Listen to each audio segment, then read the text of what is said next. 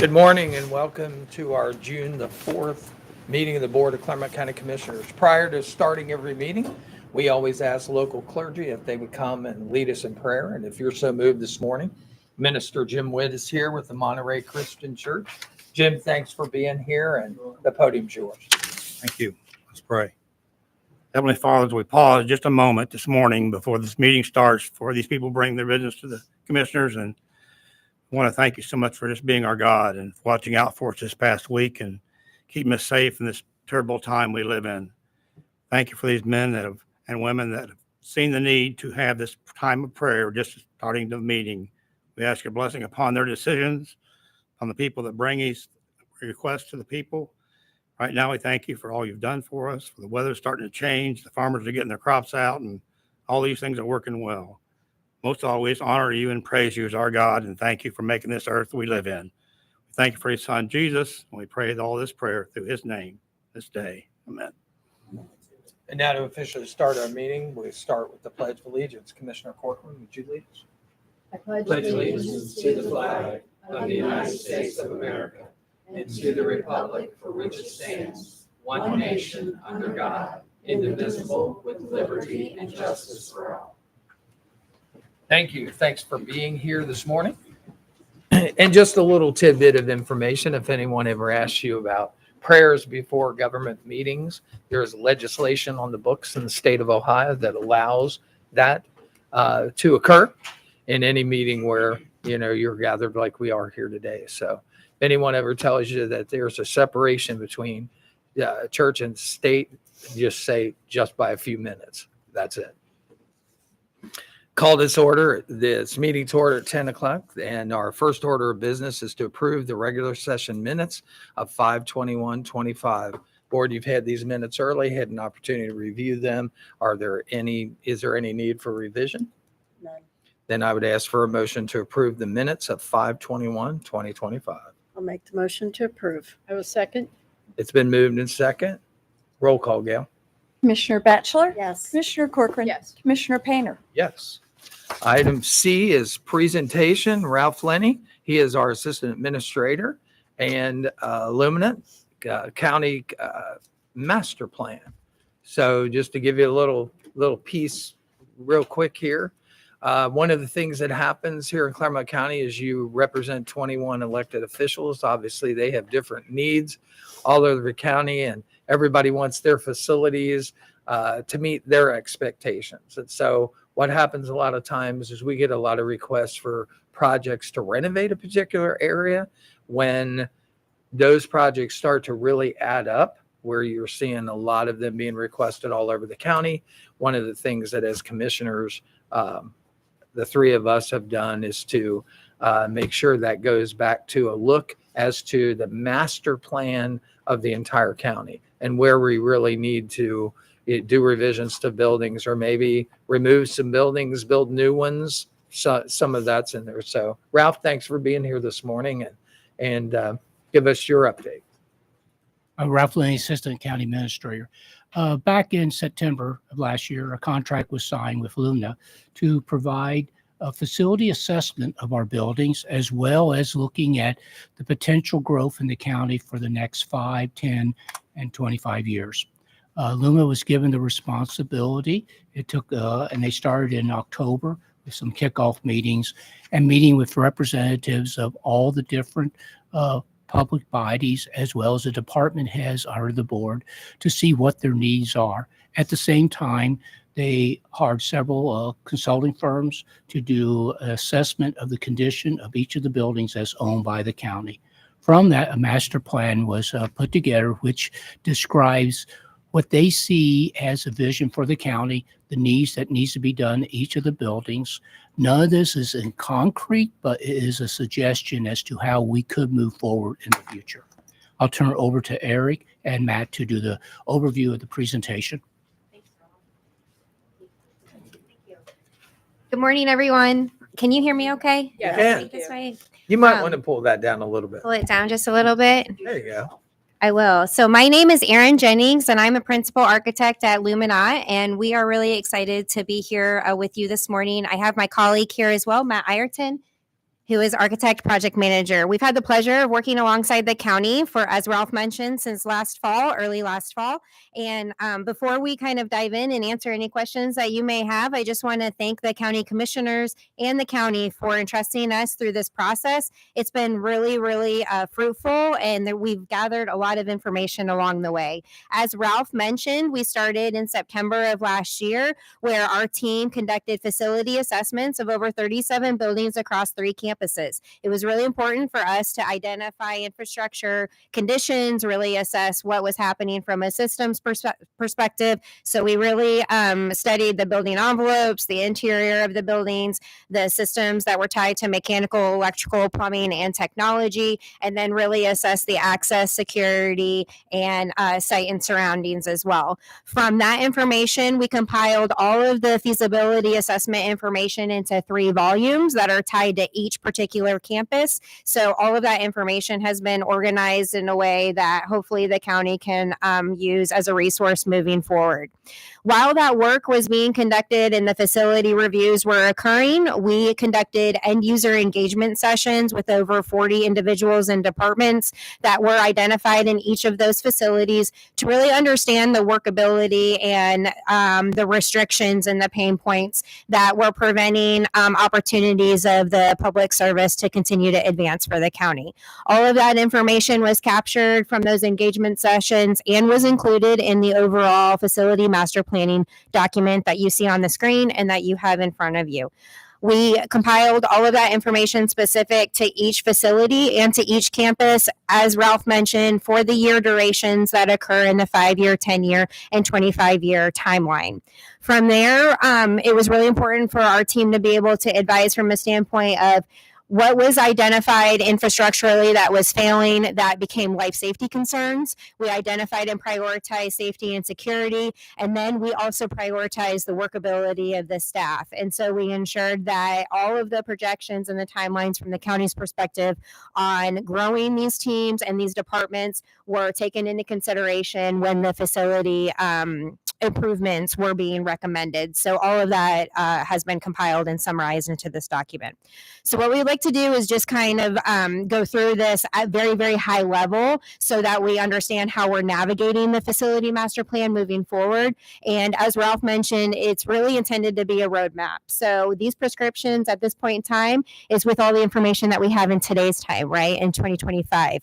All of us understand that this climate is very volatile and there are a lot of moving pieces and parts when it comes to cost estimating and projecting material and labors when it comes to facility improvements. So those factors and unknowns have been taken into consideration in this document. You'll see escalation factors and contingencies included to ensure that from now to the 25-year mark, we are capturing all of those unforeseens. So with that, you want to jump in? Yep, sure. This up here, make sure this flips through. Okay, so hi, as Aaron said, I'm Matt Ireton. I'm project manager at Luminat, and I'm going to flip through very quickly, very briefly, this master plan document and just kind of show you how this was organized, capturing all the things that Aaron just spoke about. So cover page, and then here's kind of our table of contents, and we've outlined here each campus. So this is just the master plan document. There's 3 other volumes. Each one is a facility assessment. So at the beginning, this is just kind of an introduction saying what we intend to do.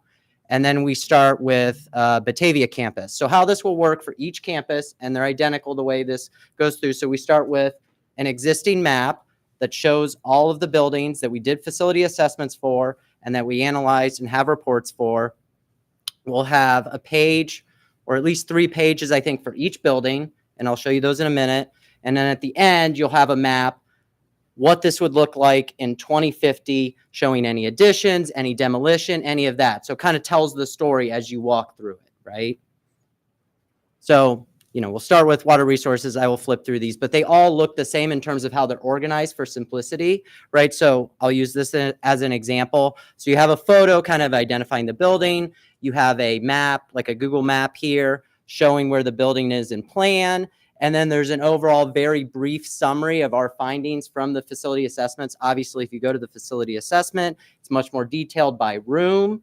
But then there's a barometer kind of saying on exterior, interior, and then overall what our rating is for the condition of the building. So if you're flipping through this, it's very easy to kind of see, okay, where are we at, right? It's pretty easy to identify that way.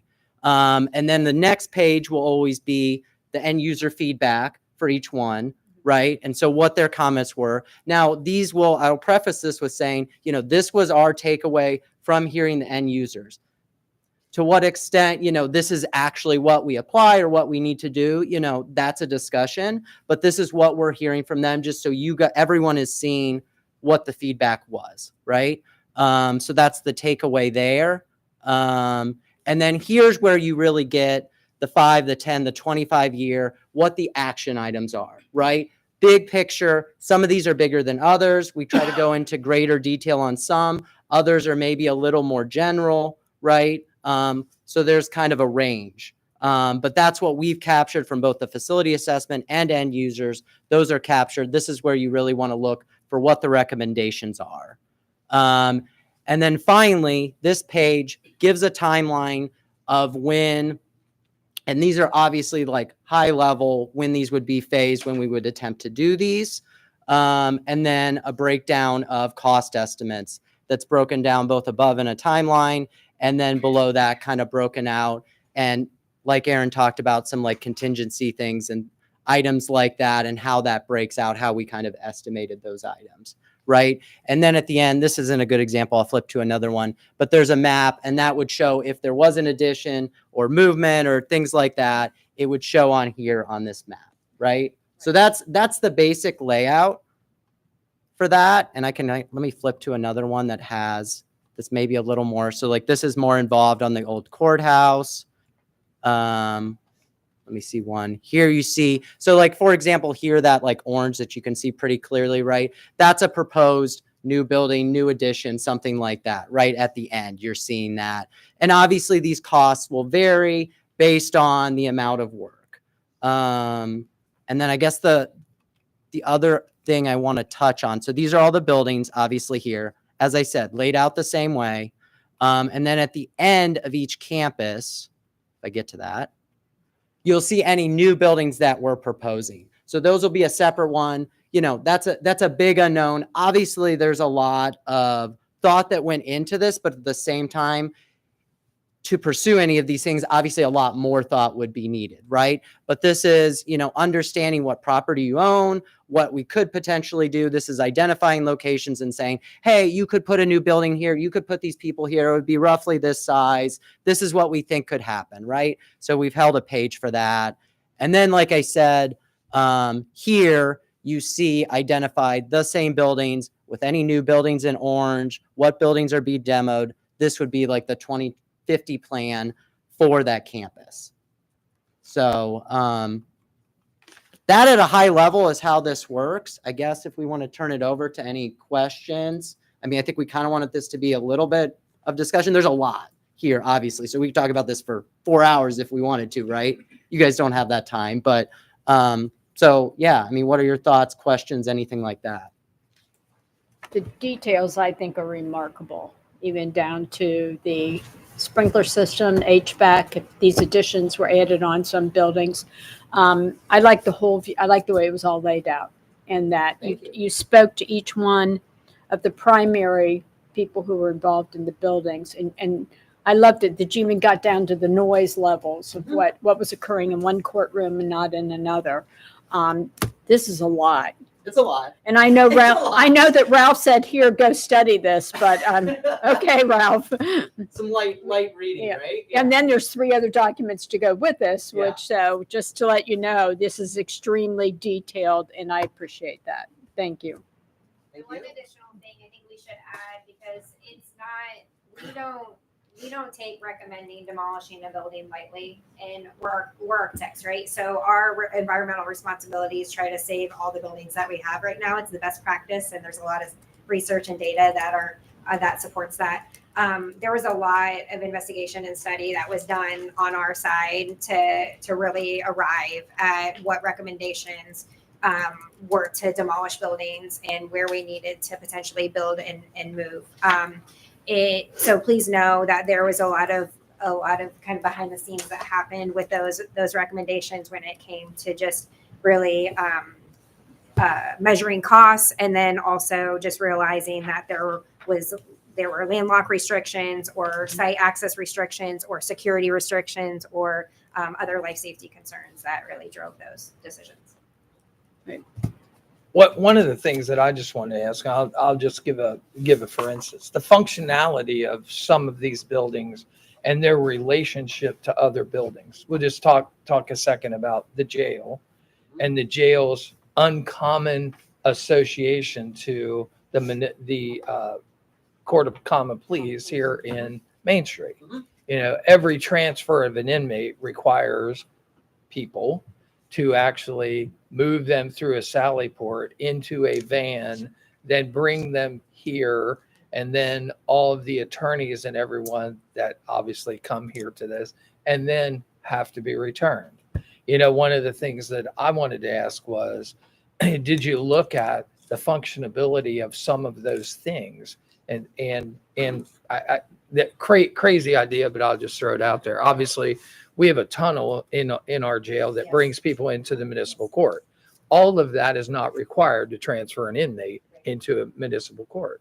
For me, and looking at that, one of the functionality things that I would look at is that, you know, that having a common pleas court connected to the other side of that jail, like it currently is to the municipal court, makes a whole lot of sense, because the fact is you don't have to spend the kind of money to secure people back and forth to courts in different places. How much of that did you take a look at in this plan? Yeah, that's a really good question, and you can chime in here too. I think, you know, we did strategically study instances where we recognized that there were deeper levels of potential efficiencies gained in relocating in department adjacencies.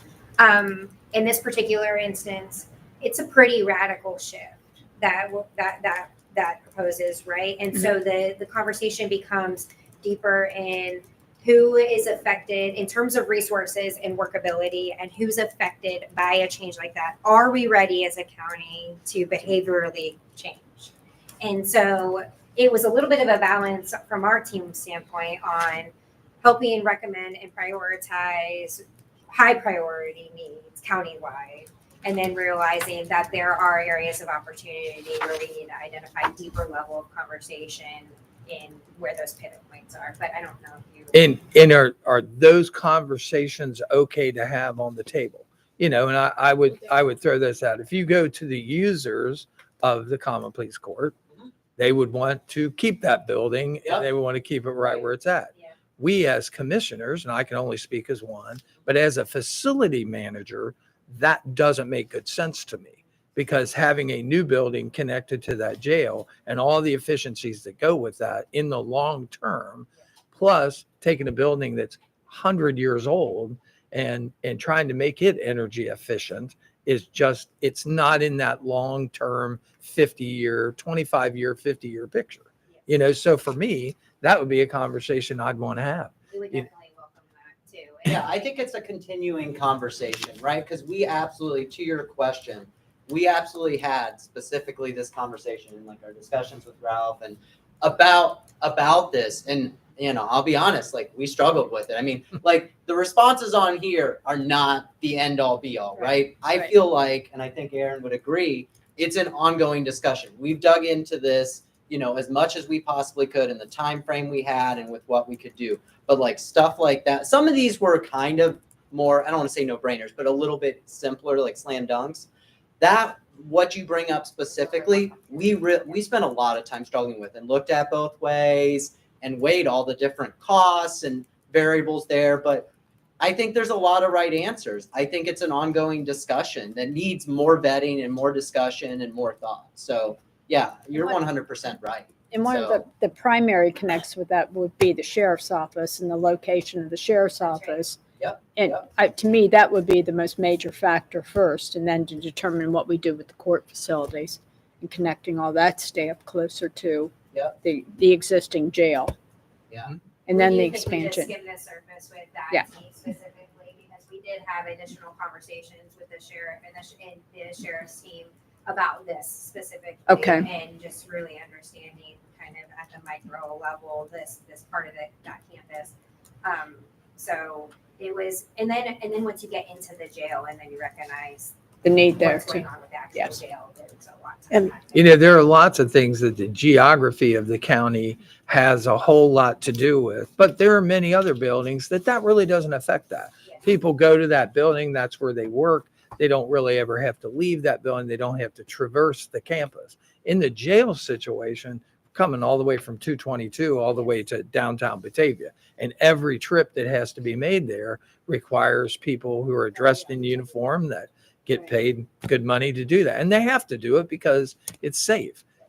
But it's way more safer over there, you know. So you can up your safety envelope, you know, by a ton, you know, by doing those things right there in house. I mean, how convenient would it be to, if you could go either way in that tunnel, you know, if you're transporting an inmate to the municipal, you go through that tunnel and up an elevator. If you're transporting to a common pleas, you do the same thing, you And know. that's one of the biggest conversations I've had is the sheriff's department, everything being attached with that jail. So they don't have to go out. They're there to do their work. We heard that too. Mhm. It's in their comment fields, right? Yep. And then the other thing we might add is that it's not uncommon oftentimes when our team is involved in facility master plans of this effort that track out for the next 25 years, that we revisit at certain timelines or durations during the overall implementation. So it's sort of just a checkpoint of, is the county on track with what some of the recommendations and projections are in the FMP? Do we need a pivot? Are there additional, a lot of things happen, right, over a 25-year timeline. So being able to respond, react, and update this kind of living document in real time is something that we can continue to help with. Absolutely something that's needed, that no question, you know, great job. Thank you. You bet. Thank you. Thank you. Thank you. Thank you, Ralph. I got one thing I forgot to mention. There was other members of the project team who contributed greatly. One was Wade, and the other was Jessica. Without them, I would probably pull what little hair I have left out of my head at this point. Also, let you know that there was no preconceived opinions provided to our consultant. This was basically getting the input from all the users, very sterile, what they thought they needed, what they liked, in order to put it together. And I thought they did an excellent job. And I had to resist a lot of times giving my personal opinion as to what I think should happen. Great. Thank you if there's anything else. Well, there will be lots of There comments will and be. questions. See my like- Okay. Thank you. Thank you. Thank you. Thank you. Tom. I have to talk to Ralph about that. We will move on with our regular agenda. If it's okay, I would like to move to introduction of employees. We have some people here we need to introduce that are new to our county. First up would be Clermont County Transportation Connection, Andy Mays. Morning, Andy. Morning, Ann. Good morning. Morning. You guys want to step up here?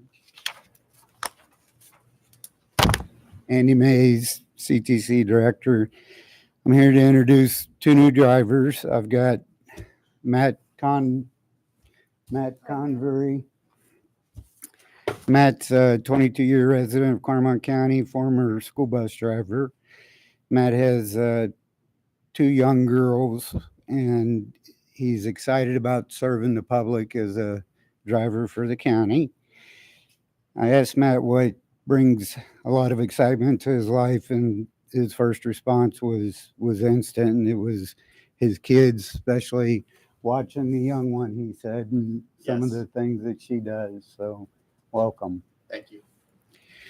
Second, I have Steve Hess. Steve is a resident of Clermont County for over 50 years. Steve's been married for 21 years and has one adult son. He's a former school bus driver also. and he worked, like, how long ago at Senior Services, and then went to school bus driving and decided he liked Senior Services and what they did, but thought this might be a good option for him. So he joined our team. And I asked Steve, same question, what excites him in life? And music was his instant answer, especially a focus on guitar. And I talked to Steve for a little bit, and I think I've got him swayed towards country music. So I don't think so. he's got I think there's promise. a little rock and roll in him. But you have to understand, Commissioner Painter is a musician also.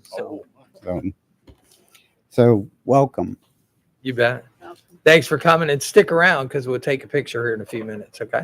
Okay. Next up is Water Resources Department, Tim Nyer, to introduce a new employee. Tim? As Commissioner Painter said, my name's Tim Nyer. I'm in the Water Resources Department in water treatment. We've recently hired a new position, Source Water Protection Coordinator, which is extremely important in assessing what's out in the watersheds to make sure that's what's coming into the plant is as clean as can be possible. Seth just joined us the day after Memorial Day. He's got his bachelor's in environmental science from Xavier University, and then his master in biological sciences from Bowling Green.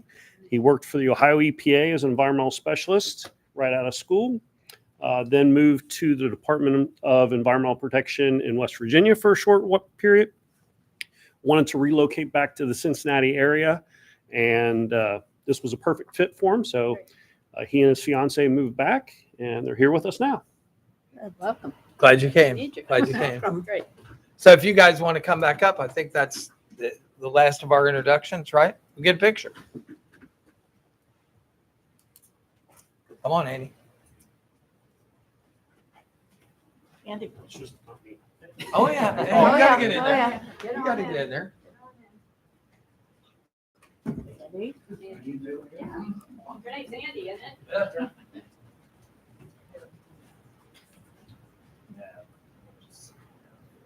Come down a little bit. Yeah. You gotta smile or we keep doing this.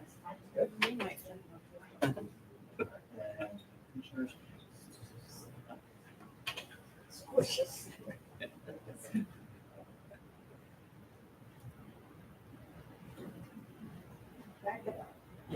All right, I think we're good. And look right here, we'll go in 3, 2, 1, and one more. 3, 2, 1. Good, thank you. Okay, thank you. Thanks for coming. Thank you. Thanks for picking up Clermont County. Nice to meet you. Thank you very much. I know you did smile. Good for you. You would have made us take it 4 times if you didn't.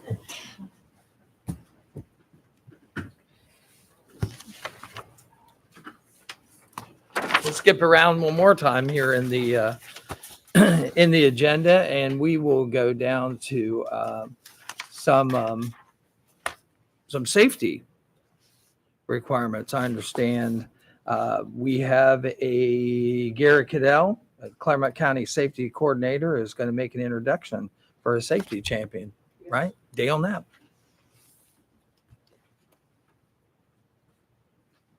Morning, Commissioners. My Morning. name's Gary Caudell, Safety Coordinator for Clermont County. As everybody knows, for the last 3.5 years, we've had safety champions on a quarterly basis. We've elected through the department certain individuals that have done the outstanding events around the county and helped me do safety awareness training and all that. So the second quarter here at 2025, we went to our CTC bunch, and Dale Knapp was nominated and elected. So if Mr. Knapp wants to join me. Okay. Dale was employed by CTC since March 2nd, 2015, and will be retiring in June 20th, 2025. Dale's also retired from Metro from June 1st, 2014, after 33 years of service. Dale is a resident of New Richmond, Ohio, where he lives with his wife, Lisa. They have 2 daughters, a son, and 6 grandchildren. Dale has been accident-free at CTC during his 10 years of service with Clermont County. He has played an integral role in training several of our new hires so they could get their CDLs. He's always willing to go the extra mile to help whatever capacity he can. Dale is a member of the National Safety Council, which is very impressive, 2 Million Mile Safe Driving Club, and contributes an achievement to always driving defensively. Dale defines defensive driving as always looking ahead and preparing for the contingencies on the road. He says he is constantly scanning the vehicles around him for distracted and erratic drivers, brake lights ahead, and tailgaters. Dale feels the key to safe driving is constantly expecting the unexpected. My comment was, I thought that Dale has an excellent attitude regarding safety and never hesitates to point out issues that may be a hazard. He communicates any issue during his route that may affect any other driver and is quick to have offer assistance in any safety matters. Dale will be definitely missed at CTC. Congratulations, Dale. Thank you. The mic is yours.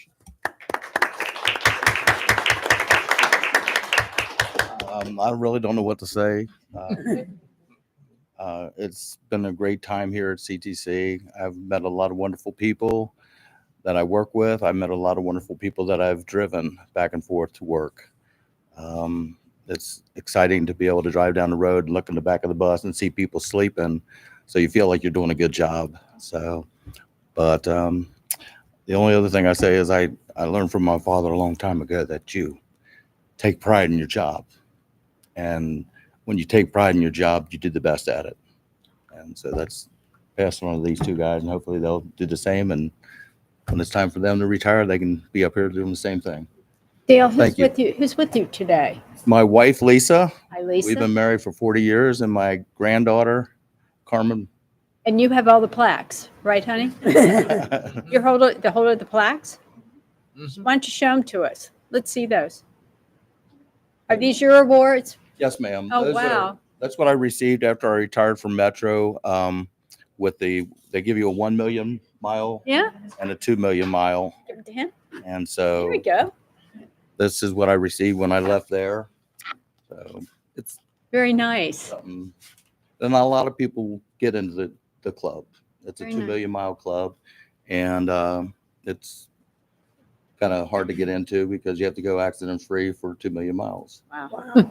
Well, I don't think I ever met that one. and see, he brings that up at 2 million miles. Like that's just, he was everyday he was thing, really right? safe. It was every day, whole 9 yards. Dale, tell them when you worked at Metro, what kind of bus you drove through the streets of Cincinnati every day.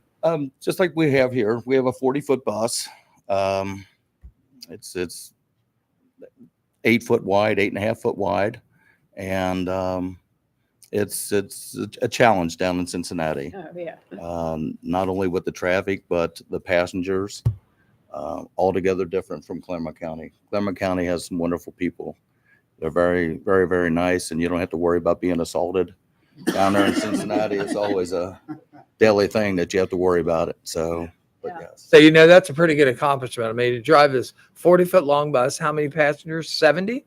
Now, That 45. 45 passengers, inches between, all these different hardscapes and moving vehicle. And all the while you might have to jump up and put somebody in a chokehold. You know what I mean? All of that going on. Yeah. I've Pretty had amazing. experiences with being threatened and things like that. But overall, my wife and I, we met on the bus. Oh, There you go. She was a passenger, and I tried to. And it worked. It worked. So, He 40 flexed years his later, arms we're out still there a little together. bit stuff. So, I actually gave her a free ride the first night. So So what you're saying is you were giving away money at the city of no, Cincinnati. I paid We're it out not of my going pocket. That was fun. You bet. Well, hey, if you'd honor us, we'll take a picture with you. Okay. Thank you for your service to No problem. CTC. Thank you. And this group hasn't accepted your retirement yet, so we'll ponder on that. What do you want us? Come on up here. You want these? Sure, hold all your stuff. Oh, yeah. Oh, yeah, come on. Come on up. Put him right now. Get Lisa up here. There you go. Get the free ride. Come on in. Hi. There we go. Actually, can we have you? Bag of peanut M&Ms and a bag of Coke. Well, good There for you you. go. On the other side, there we go. Whoops, sorry, Dave. Now you know how uncomfortable we feel. It's up there, let's go. Done.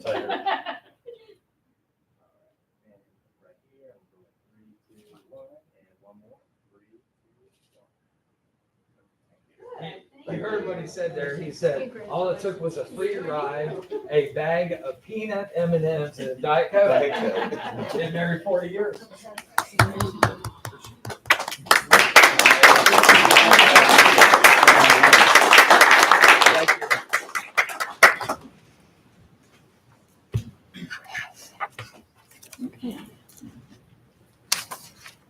And with that, the rest of this meeting will get really exciting. I know you all want to stay, but we understand if you have other things to do, it is okay to exit this, but we will move on.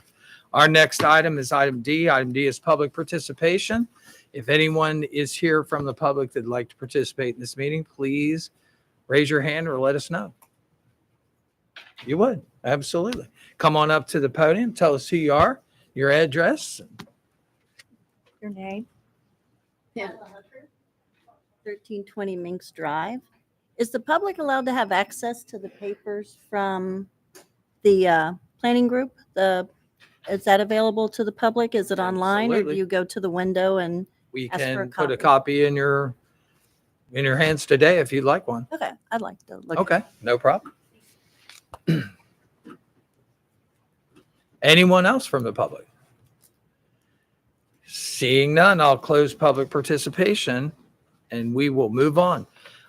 E is the consent agenda. The consent agenda has been prepared for your board. You've had the opportunity to take a look at it. Are there any items that need to be removed from the consent agenda for further? No. Okay. Then I would ask for a motion to approve the consent agenda as presented. I'll make the motion. I'll second. It's been moved and second. Roll call, Gail. Commissioner Corcoran, Yes. Commissioner Batchelor, Yes. Commissioner Painter. Yes, and we'll move to letter F, which is the non-consent agenda. Non-consent agenda starts on page 5.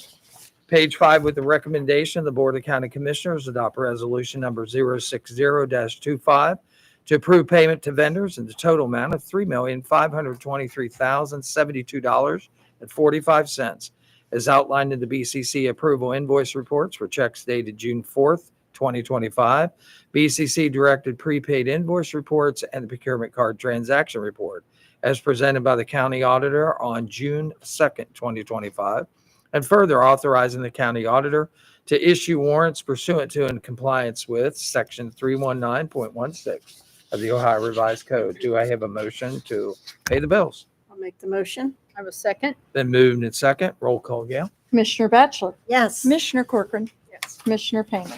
Yes. And next up is item 16 on our consent agenda. Hi, Dottie. Good morning, Commissioners. Dottie Meyer on behalf of the Department of Job and Family Services. We're here with a recommendation to execute a memorandum of understanding by and between the Board of County Commissioners, Clermont County, Ohio, and the Clermont County Family and Children's First, whose administrative agent is the Clermont County Department of Job and Family Services. This is for the establishment of a cooperative and mutually beneficial relationship between all parties, and further to provide for the contribution of $37,558 by the Board of County Commissioners to the Clermont County Family and Children's First program, which represents the Board of County Commissioners' local contribution for the period of 7/1 of 25 through 6/30 of 26. That's the fiscal year of 2026. Pursuant to the terms and conditions specified and in compliance with the Clermont County Family and Children's First local contribution policy. And this is a program that is a collaboration between multiple agencies throughout the county that are used to provide supports for the families, but also to help early intervention to help those families having to be involved in the system later. Thank you, Donnie. Board, you've heard the reading of item number 16. Do I have a motion for approval? I'll make the motion. I will second that motion. Roll call, Gail. Commissioner Batchelor, Yes. Commissioner Painter, Yes. Commissioner Corcoran. I abstain because I sit on the council. Okay. Thank you. Thank you. you. Item number 17, Jess. Morning. Good morning, Justin Peterhold with the Department of Public Safety Services. Item number 17 is recommendation to authorize David L. Painter, President of the Board of County Commissioners, or in his absence, any other member of the Board of County Commissioners, to execute change order number 1 to the public improvement agreement with Seco Electric Company out of Covington, Kentucky, for the purchase and installation of insulation, the addition of new LED light fixtures, and the relocation of 4 existing LED light fixtures located at the Chilo, Moscow, Pierce, Mount Carmel, and Mount Repose tower sites at a cost not to exceed $3,472.89 in compliance with the terms and conditions in the agreement and contingent upon the release of the required purchase order. Board, you've heard the reading of item number 17. Do I have a motion for approval? I'll make the motion. I'll It's second. been moved and second. Any further conversation? Roll call, Gail. Commissioner Corcoran. Yes. Commissioner Batchelor. Yes. Commissioner Painter. Yes. Thank you. Item number 18. Hey, Lyle. Morning, Lyle Bloom, Director with Clermont County Water Resources Department. Item 18 is a recommendation to approve the request to advertise for bids for calcium nitrate supply and delivery for the Water Resources Department pursuant to the specifications, and to authorize the clerk of the board to place a legal notice in a newspaper of general circulation on Thursday, June 12th, 2025. Schedule a non-mandatory pre-bid meeting on June 26, 2025 at 10 a.m. with bids to be received until 2:00 p.m. local time on Thursday, July 10th, 2025, here in the Office of the Board of County Commissioners, where it will be publicly open and read aloud, and the notice will also be posted on the county's homepage. The annual estimate for this, for calcium nitrate is $315,000 a year. We feed that at 61 of our 113 lift stations to help control odor and reduce corrosion from hydrogen sulfide. Okay. Board, you've heard the reading of item number 18 for the purchase of calcium nitrate. Do I have a motion for approval? I'll make the motion. I will second. It's moved and second. Any further conversation? Roll call, Gail. Commissioner Batchelor. Yes. Commissioner Corcoran. Yes. Commissioner Painter. Yes. Item number 19. Item 19 is a recommendation to award the bid and execute the contract for the Bethel Lift Station EQ Facility Project located in Tate Township pursuant to the plans and specifications to Synesis Construction Company out of Westchester, Ohio, for the lowest and best bid received on April 24th, 2025, for a total amount not to exceed $7,488,750 in compliance with the terms and conditions in the contract and contingent upon the release of the required purchase order. And their bid was approximately 106% of our engineer's estimate. Pretty close. Board, you've heard the reading of item number 19. Do I have a motion for approval? Make the motion. I'll second. Been moved and second. Any further clarification? Roll call. Commissioner Corcoran. Yes. Commissioner Batchelor. Yes. Commissioner Painter. Yes. Item 20. Item 20 is a recommendation to award the bid and execute the contract for the Branch Hill Miamiville Road water main replacement. This is from Booster 1 to Branch Hill Guinea Road, located in Miami Township, pursuant to the plans and specifications to Rackham Ballore Excavating out of Hamilton, Ohio, for their lowest and best bid received on April 17th, 2025, at the corrected item prices as outlined in their bid, for a total amount not to exceed $2,197,683 in compliance with the terms and conditions of the contract and contingent upon the release of the required purchase order. And their bid was about 72.5% of our engineer's estimate. So Board, you've heard the reading of item number 20. Do I have a motion for approval? I'll make the motion. I will second. Been moved and second. Any further conversation? Roll call, Gail. Commissioner Batchelor. Yes. Commissioner Corcoran. Yes. Commissioner Painter. Yes. Item 21. Item 21 is a recommendation to execute a contract for professional services between the board and Burgess and Nyepel Incorporated out of Cincinnati for detailed design services for the BMW treatment plant polymer system replacement project, the BMW treatment plant roof replacement phase 2 project, and the BMW treatment plant clear well drain piping improvements project located in Batavia Township, in accordance with our proposal dated February 10th, 2025, for a total amount not to exceed $241,900, with said services to be completed within 448 consecutive calendar days upon issuance of a written notice to proceed from the Water Resources Department, exclusive of county review time and contingent upon the release of the required purchase order. Board, you've heard the reading of item number 21. Do I have a motion for approval? I'll make the motion. I'll second. It's been moved and second. Any further conversation? Roll call.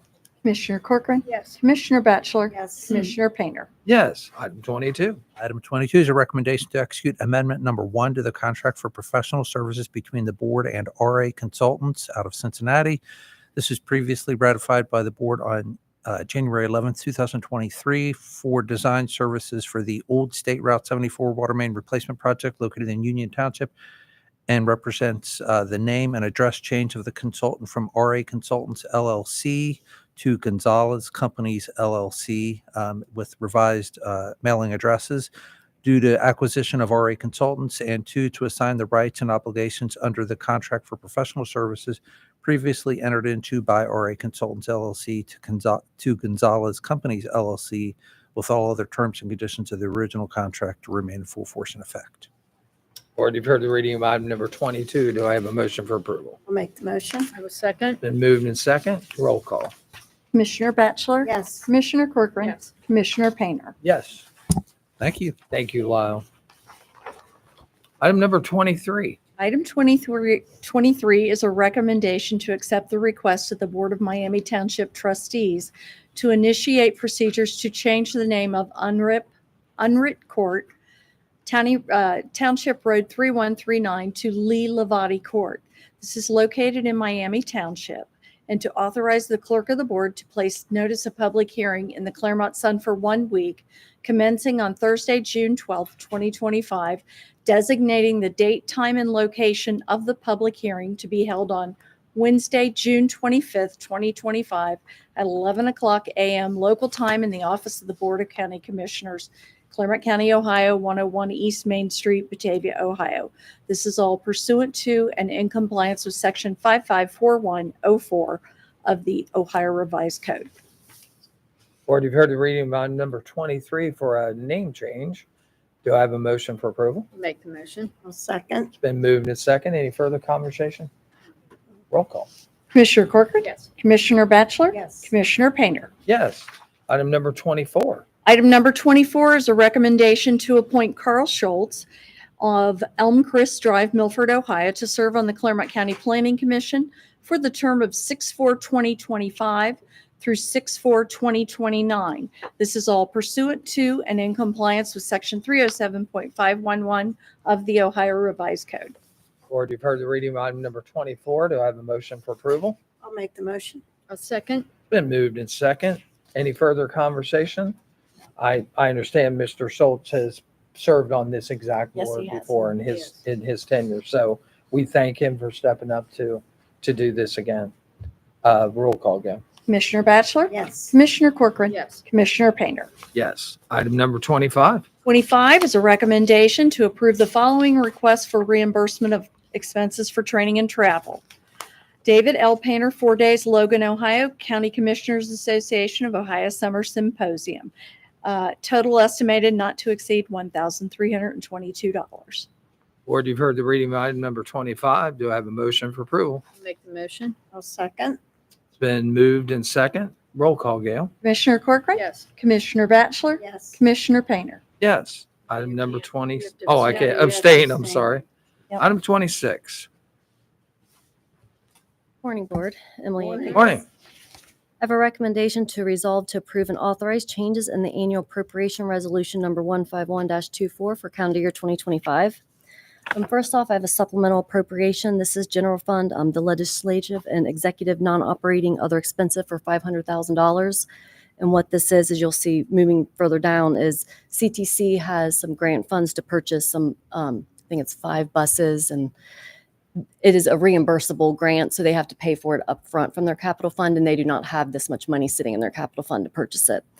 So that's the first one. And then the cash advance is from the general fund, advances out to special revenue to CTC capital improvement advances, and from the general fund for $560,000. So we just needed to put the budget in place, which we already had some, and then now we have to officially move the funds.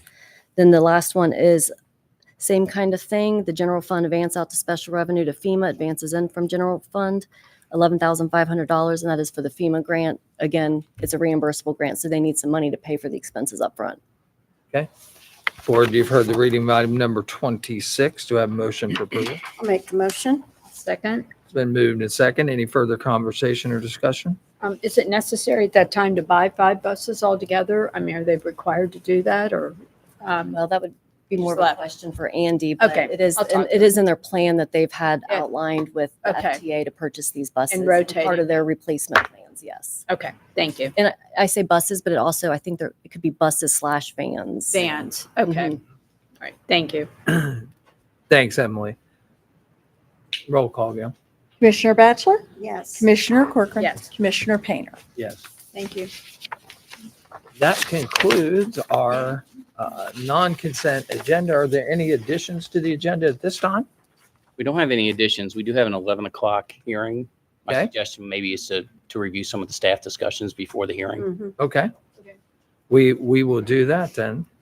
So we have a hearing coming up at 11 o'clock. It's on a vacation of a roadway. It's called Braun Road, in case you're staying for that. We'll start that at 11. But right now, we'll move on to county staff and elected official discussions. Emily, I think you have a management budget opioid fund update. Coming this morning, I wanted to bring back just to your attention the One Ohio Fund and the opioid funding. Back in 22, this started with some settlements, class action lawsuits that was bringing money to the counties and townships and villages to help remedy the opioid pandemic, however you want to look at it. So we've brought in so far to date. Now we do have the One Ohio Fund. Then we also have some other settlements that have come in as well. But altogether, we've brought in just over $3 million. The board has allocated $81,120 of that to cover an increase of the jail for the MAT nurse, the medical assisted treatment nurse. So right now we have a total balance sitting in the opioid funds of $2,994,297.01. Now they have actually given us a settlement projection for all these handful of settlements, and I will say we continue to get more settlements. You know, Jason Fountain will come in, there'll be another settlement coming. But right now, over the next, all the way through 2038, we have an additional over just under $6.3 million that will be coming into this as well. So between the two of those, that is over $9 million. Okay. So, right, we've just put a little bit in the budget because we haven't really been directed on how the board has decided to use the opioid fundings yet. But whenever we do get direction, we can put the budget in place and use those funds. And basically, the discussion here has been about the crisis center. That's where we're at as far as in funding that. And I understand that they're going to be able to probably, during the course of that, draw down some money from other sources that might lessen up the Currently, requirement for that. they have capital costs that we use some of the ARPA money for. So we contribute about $1.3 million. Plus, they received $1 million of and they One received $1 Ohio million. directly. But that was like a grant. It's not a settlement forecast like we have. That was a one-time $1 million for that. So the operating cost would be the issue. And- Right. and we're assuming that operation will start maybe in 2027. It could be a little bit earlier, maybe 2026. So if you cycle through to 2031, you'll have about $6.9 million of the settlement funds available for that. And then the ongoing costs of the crisis receiving center, the settlement funds from 2032 on would not be enough to cover the annual cost. But up until that time, it could cover a majority of it. But some of that could be pushed to the right if other funds come available during that. I'm sure that, she is going to look for those kind of sources that'll be available through the state.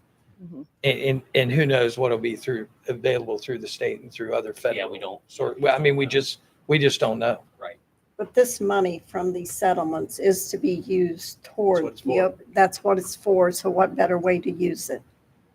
And, talking about that for a second, obviously the good people of Clermont County fought the opioid struggle with their tax money. That's where all this money comes from. It comes from them.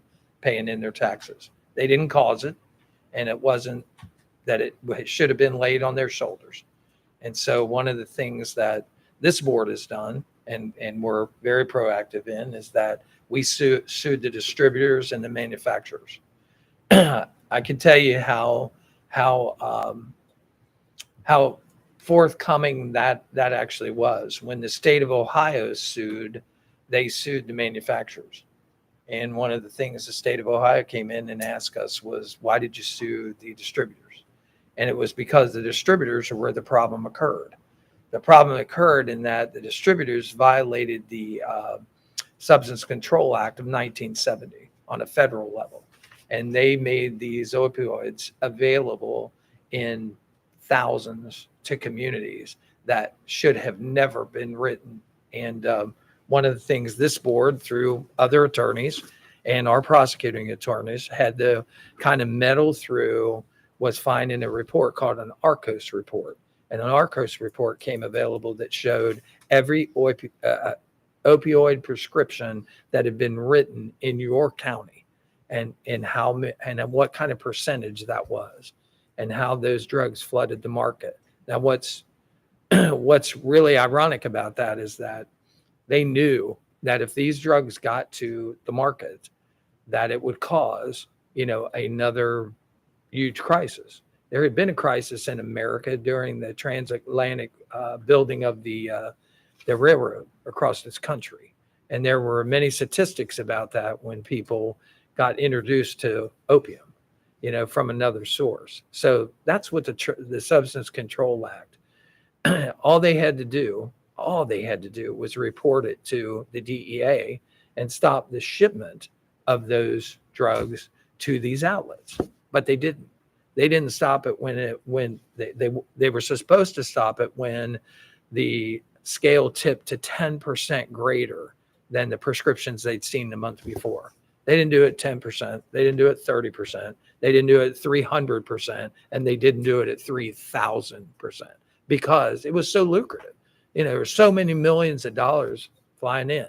And we've all seen those stories about Big Pharma and why that was done.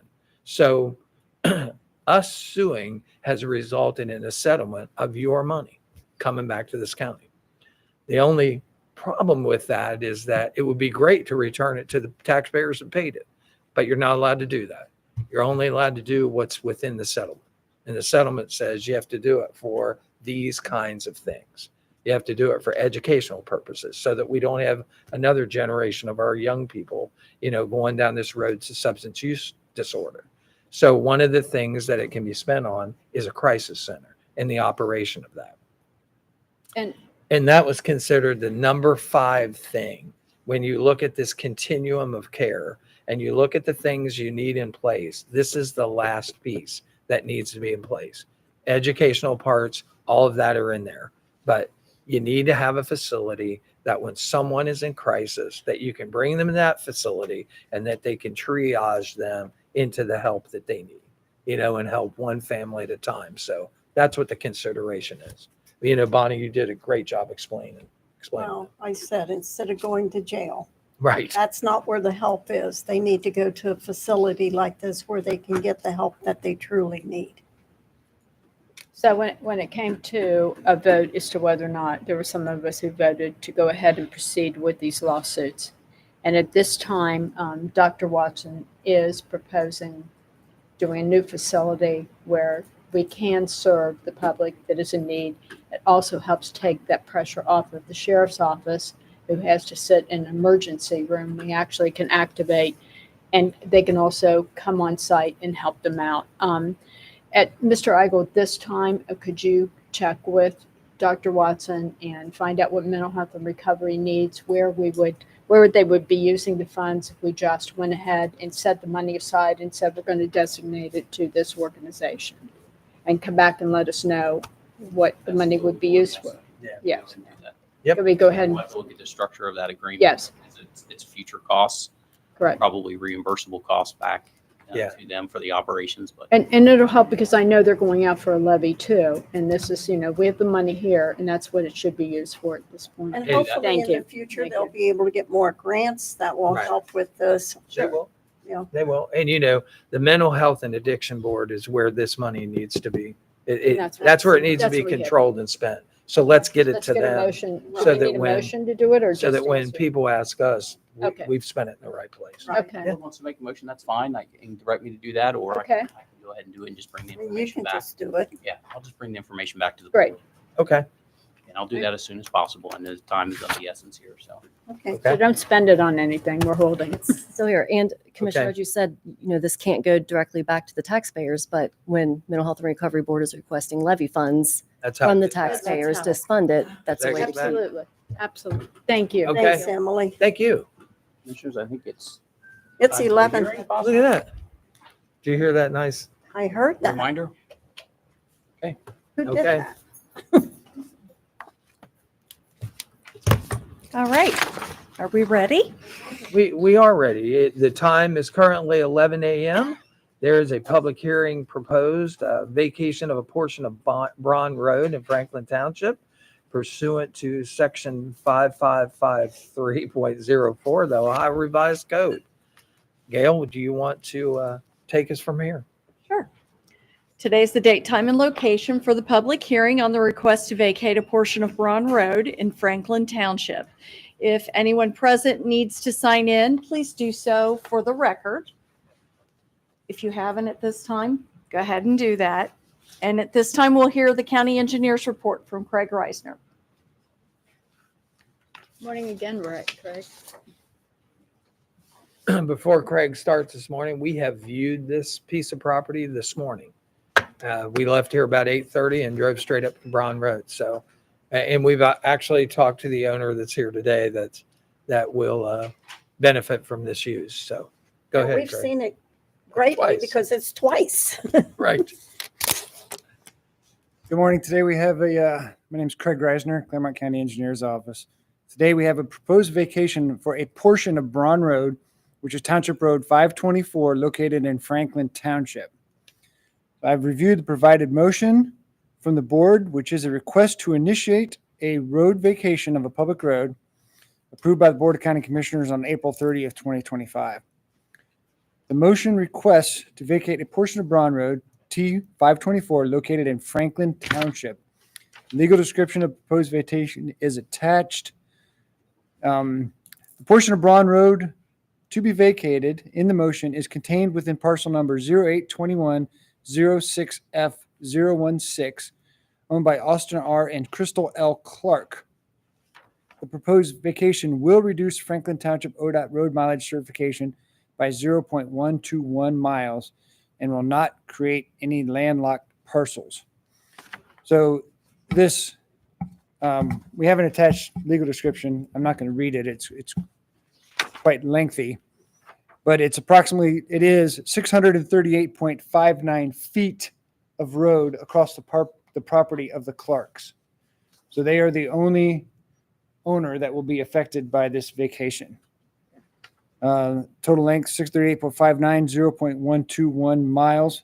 We will be reducing the ODOT road mileage reimbursement for Franklin Township if you choose to approve the vacation.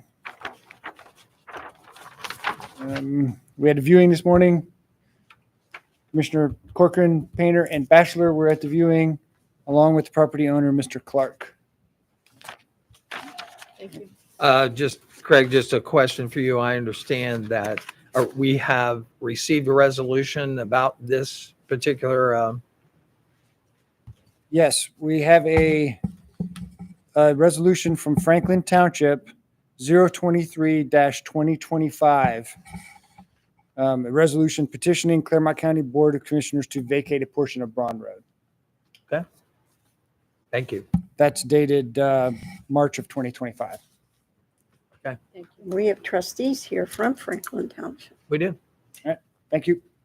Mr. Painter, at this time, if you would like to swear in anyone who would like to testify. Is there anybody here that will be giving testimony as far as proposed and or opponent?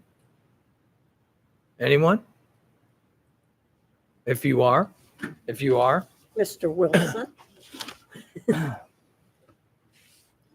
And I understand for the record, just tell them who you are and Barry where Wilson, you live. Franklin Township trustee. Okay. Mr. Wilson, if you would please raise your right hand.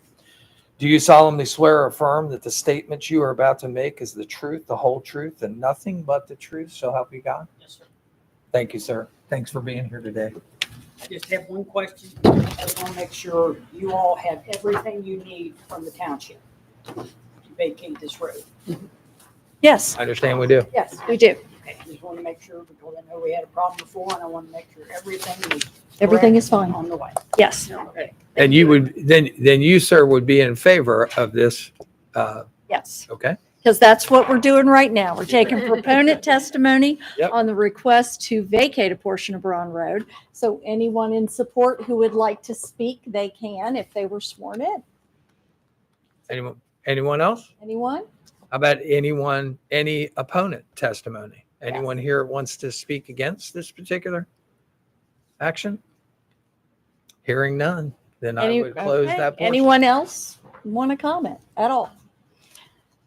We're hearing none, so we will acknowledge for the record, there was no correspondence other than the resolution that we received from the Franklin Township trustees for this. And that was in favor of this vacation. Okay. Hearing no other testimony, and then I would declare this public hearing closed. And we will move on with the agenda. At this time, board, if you would like to approve and or deny this particular vacation of Braun Road, I would accept a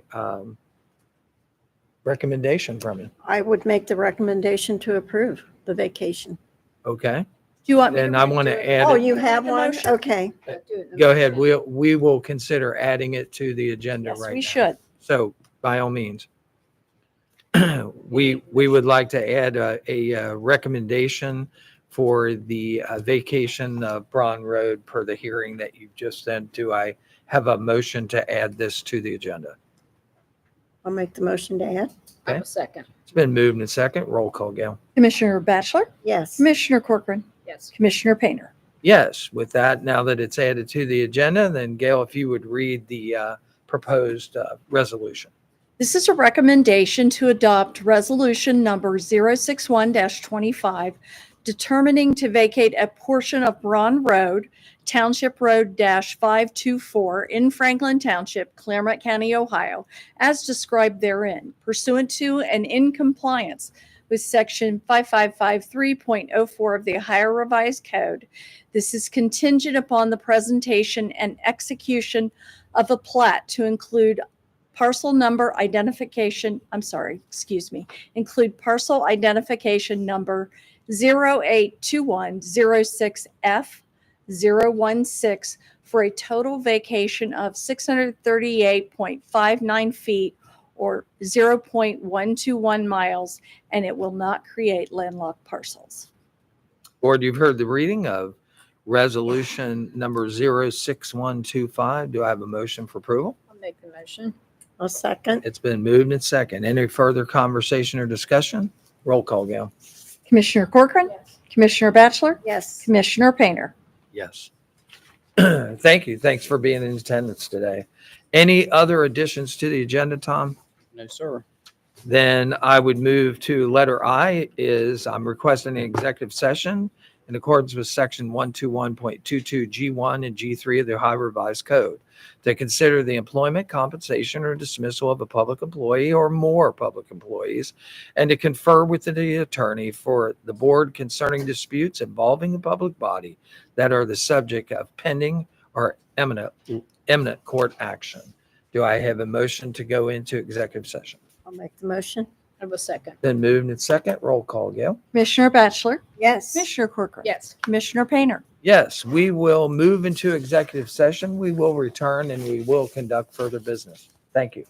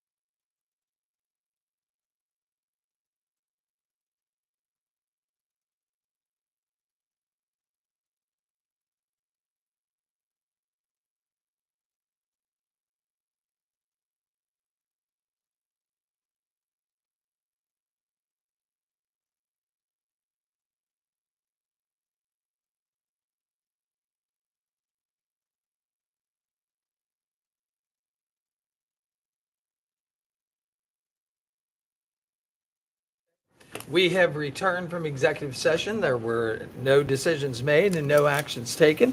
We will move on with our regular agenda. We'll skip right back up to additions to the agenda.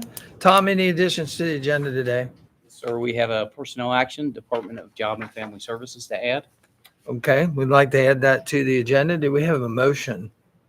I'll make the motion to add. Okay, I'll second. it's been moved and second. Roll call, please. Commissioner Batchelor? Yes. Commissioner Corcoran? Yes. Commissioner Painter? Yes, and we have added a need for a Department of Job and Family Services determination. So Sandy's here today. Sandy, thanks for being here. Thank you. Good afternoon, Commissioners. This is a personnel action for the Department of Job and Family Services for Jessica Ossenbeck, Social Service Worker 3, probationary removal, effective close of business today, June 4th, 2025. Board, you've heard the reading of this termination from the probationary removal for Jessica Ossenbeck. Do I have a motion for approval? I'll make the motion. I'll second. It's been moved and second. Any further conversation or discussion? Roll call. Commissioner Corcoran? Commissioner Batchelor? Yes. Commissioner Painter? Yes. Thank you, Sandy. Any other additions to the agenda at No this in time? addition, but I asked Angie Lacey to be here to give us a quick update on the shelter. So Okay. Well, we will move to county elected staff official discussions. Angie, glad you're here with us today. Afternoon. I just wanted to update you all about an exciting event that we have happening on Friday. We have entered into an agreement with Clermont Animal Hospital, who's one of our vet providers, and they're going to come on site and do some vaccine administration on site to kind of catch up a lot of our dogs, so we don't have to take the dogs out of the facility to the vet office. So that's going to be really good all around. We're really, really excited about that partnership. Great. Very nice. Angie, thanks for everything that you do over there at the animal shelter, and Kara, I understand, is doing a bang up job there. Yep. And she'll be here soon to give you an update as well. We had a lot of extra animals that came in over there. I understand that they have worked those adoptions and have really brought that number down. Yes. And that the very hard. canine guests we have are getting excellent care. So Yes, they are. thank you. Thanks. And Angie, how's it going when you're having these little weekend adoption? They're going really well. I believe they had 6 dogs at the event on Saturday, and they got 3 of them adopted, I think. Good So, deal. yeah. Mhm. Good. Yep. Thank you. Thanks. Thank you. Thank you to all of them. Any other additions or elected official discussions? yes, sir, that's all I have. Okay. Then we will move on to member comments. Board member comments? Anything for today? No. Nothing. Then I will move to letter L. Letter L is a request to adjourn meeting. I'll make the motion. I was second. Then moved and second. Roll call again. Commissioner Batchelor? Yes. Commissioner Corcoran? Yes. Commissioner Painter? Yes, thank you for being with us today at this Clermont County Board of Commissioners meeting for June the 4th, 2025. We're glad you're here and we hope to see you next week. Thank you.